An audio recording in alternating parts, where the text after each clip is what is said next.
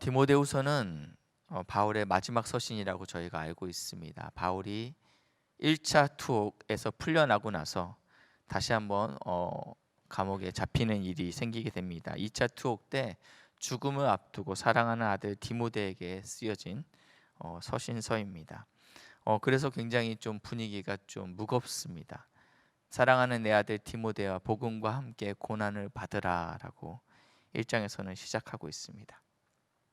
오늘도 이렇게 표현하고 있습니다. 하나님 앞과 예수 그리스도 앞에서 엄히 명한다라고 표현하고 있어요. 이 정도만 써도 충분히 저희가 굉장히 좀 이렇게 중요한 얘기겠구나라고 알아들을 수 있는데, 수식어가 붙어 있어요. 하나님 앞과 살아있는 자와 죽은 자를 심판하실 그리스도 예수 앞에서라고 표현하고 있습니다. 사실은 바울의 현실은 그렇지 않습니다. 바울은 지금 네로 황제에 의해서 지금 감옥에 갇혀 있는 상태고 죽음을 앞두고 있는 상태입니다. 사실은 눈에 보이는 네로 황제가 자신을 심판하고 있는 모습이죠. 그리고 자신이 풀려 있는 모습이 아니고 감옥에 갇혀 있죠. 그런데 오늘 하나님 앞과 살아있는 자와 죽은 자를 심판하실 그리스도 예수 앞에서 내가 엄히 명한다라고 얘기하고 있습니다. 살아있는 자와 죽은 자, 사실은 네로 황제는 살아있는 자만 심판할 수 있죠. 그렇지만 오늘 예수 그리스도께서는 살아있는 자뿐만 아니라 죽어있는 자까지 심판하실 수 있는 분이다라고 이야기하고 있습니다. 그의 나타나실 것과 그의 재림을 얘기하고 있고, 그의 나라를 두고 내가 다시 한번 엄히 말하겠다, 중요한 얘기니까 잘 들어라 라고 이야기하고 있습니다. 주님의 재림과 그의 나라가 언제 올지 우리가 알 수 없지만 분명히 지금 가까워지고 있고 또 분명하다. 그래서 2절에 이렇게 표현하고 있어요. 너는 말씀을 전파하라. 때를 얻든지 못 얻든지 항상 힘쓰라. 범사의 오래 참음과 가르침으로 경책하며 경계하며 권하라 라고 얘기하고 있습니다. 말씀을 전파하는데 때를 가리지 말라라고 말씀하고 있습니다. 그때를 우리가 판단할 수 없다라는 거예요.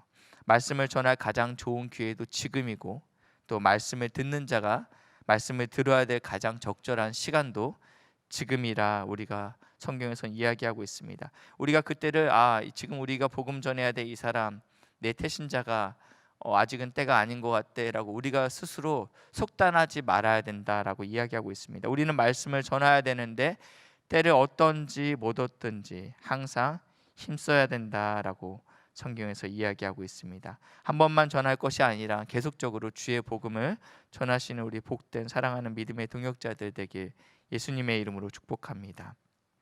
3절에 보시니까 때가 이르리니 사람이 바른 교훈을 받지 아니하며 귀가 가리어서 자기의 사욕을 따라 스승을 많이 두고 또 진리에서 돌이켜 허탄한 이야기를 따른다라고 얘기하고 있습니다.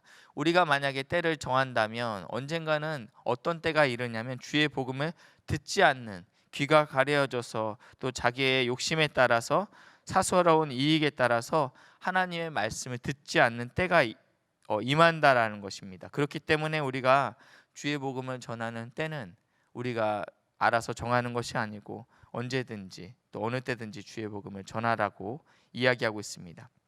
5절에 보니까 그러나 너는 모든 일에 신중하며 고난을 받으며 전도자의 일을 하며 내 직무를 다하라 라고 얘기하고 있습니다. 고난을 받으라는 표현이 디모데후서에는 좀 많이 등장한다라고 말씀하고 있습니다. 내 사랑하는 아들 디모데야 복음과 함께 고난을 받으라 라고 얘기하고 있고, 또 앞에는 그리스도의 좋은 병사로 나와 함께 고난을 받으라 라고 얘기하고 있습니다. 사도 바울은 실제로 고난을 받고 있습니다. 디모데후서 2장 9절을 보니까 죄인과 같이 매이는 데까지 고난을 받았다라고 표현하고 있습니다. 저희가 읽지는 않았지만 디모데후서 4장 9절에는 너는 내게로 오라. 지금 사도 바울이 자신의 영적인 아들 디모데를 부르고 있어요. 굉장히 그리웠던 것 같아요. 너는 어서 내게로 오라 라고 끝내지 않았어요. 너는 어서 속히 내게로 오라 라고 이야기하고 있습니다. 그 다음에 이렇게 표현하고 있어요. 대만은 세상을 사랑하여 나를 버리고 데살로니가로 갔다 라고 표현하고 있습니다. 골로새서 4장 14절에 이렇게 표현되고 있습니다. 사랑받는 의사 누가와 또 데마가 너희를 문안한다 라고 얘기하고 있어요. 데마는 그냥 세상을 사랑했던 어떤 사람이 아니고 골로새서에 등장했던 그 골로새 지방에 있는 성도들에게 문안 인사를 드렸을 때 같이 이름을 껴 넣었던 동역자입니다. 빌레몬서에는 이렇게 표현되고 있습니다.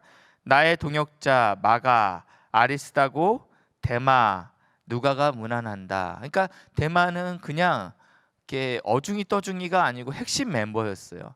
근데 중요한 건 이 빌레몬서와 골로새서는 옥중서신이라고 저희가 알고 있습니다. 바울이 1차 가택 연금 됐을 때 2년간 로마에 감금되지 않았습니까? 그때 쓰여졌던 서신이라고 알고 있어요. 그러니까 그때도 상황이 좋지는 않았어요.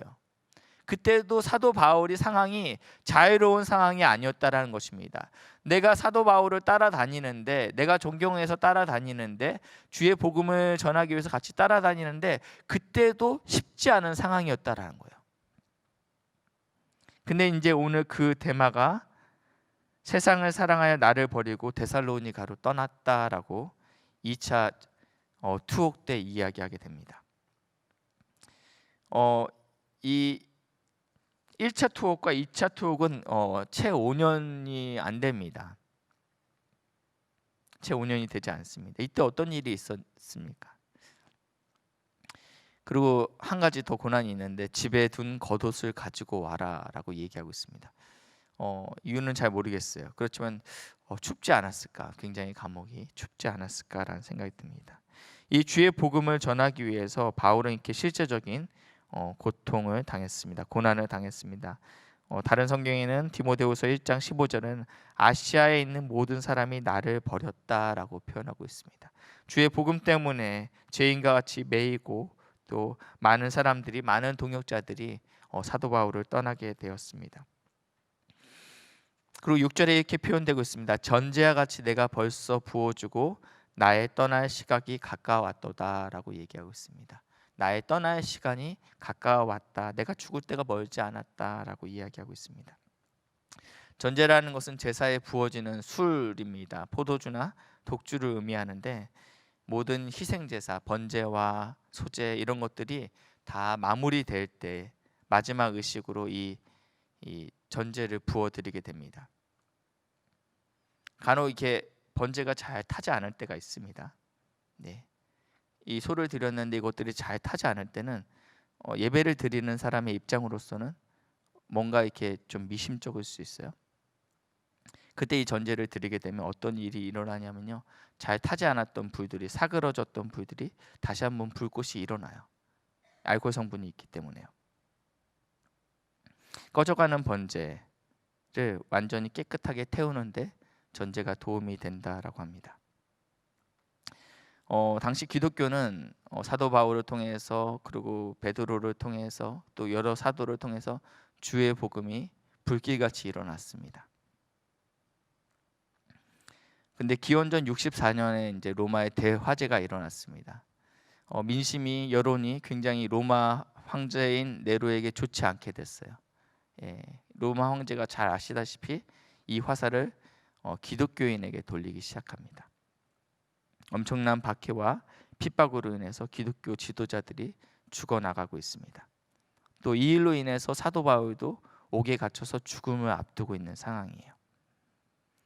베드로도 순교하고 민족의 지도자들, 그러니까 민족의 지도자들이 아니라 기독교의 지도자들이 하나 둘씩 지금 없어지고 있고 또 많은 사람들이 굴로 숨고 또 배교하는 상황이 발생되고 있습니다.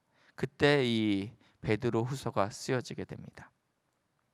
더 이상 예수를 믿는 것이 굉장히 숨겨야 될 일이고 또 고난받는 일이고 또 어떻게 보면 굉장히 부끄러운 일이 돼가고 있는 현실같이 보입니다.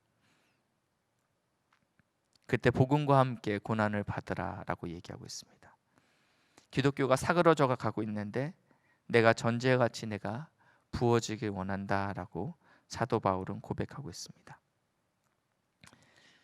이런 악조건 속에서 주의 복음을 위해서 자신의 생명을 내려놓겠다라고 얘기하지만 여기 나와 있는 이 부어지고는 이 수동태로 사용되고 있어요. 그러니까 내가 부어줘야지. 내가 이렇게 해서 내가 하나님의 나라를 위해서, 꺼져가는 하나님의 나라를 위해서 내 한 몸을 드려야 되겠다라고 얘기하지 않고 있다라는 것입니다. 이 행동의 주체가 결국은 하나님께서 사도 바울을 전제와 같이 쓰시겠다라고 말씀하고 있다라는 것입니다. 한국 교회가 참 많이 어렵다라고 얘기하고 있습니다. 하나님께서 우리를 모든 사람을 주의 복음된 증인으로 부르셨다라고 얘기하고 있습니다. 이 땅 가운데 우리가 동해 선교를 함께 가지 못했지만 또 이곳 가운데 기도로 중보함으로 또 남아있는 선교, 또 남아있는 우리 성경학교 가운데 교사로 하나님 앞에 귀하게 쓰임받는 복된 하나님의 동역자들 되게 예수님의 이름으로 축복합니다. 제가 방금 전에 불렀던 찬양은 후렴이 이렇게 끝나죠. 다른 사람 어찌든지 나 주님의 용사되리. 나는 주의 군사 되어 충성을 맹세하여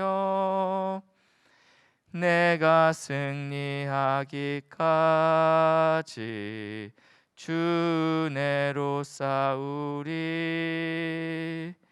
주님의 용사된 내게 주의 일 맡기소서. 다른 사람이 어떠든지 하나님께서 우리를 충성되게 여기셔서 주의 용사로 또 주의 군사로 부르셨습니다. 주의 일을 넉넉히 감당하시는 복된 사랑하는 믿음의 동역자들에게 다시 한번 예수님의 이름으로 축복합니다.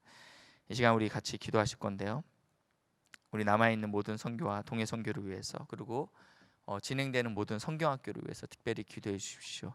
주의 말씀을 전하고 주의 말씀을 들을 수 있는 복된 기회인데, 이 기회를 통하여서 우리 다음 세대들이 말씀 가운데 든든히 쓸 수 있는 은혜를 부어달라고, 또 오늘 말씀처럼 우리가 하나님 앞에 또 드려지는 복된 은혜가 있게 해달라고 우리 기도하시고 돌아가시겠습니다.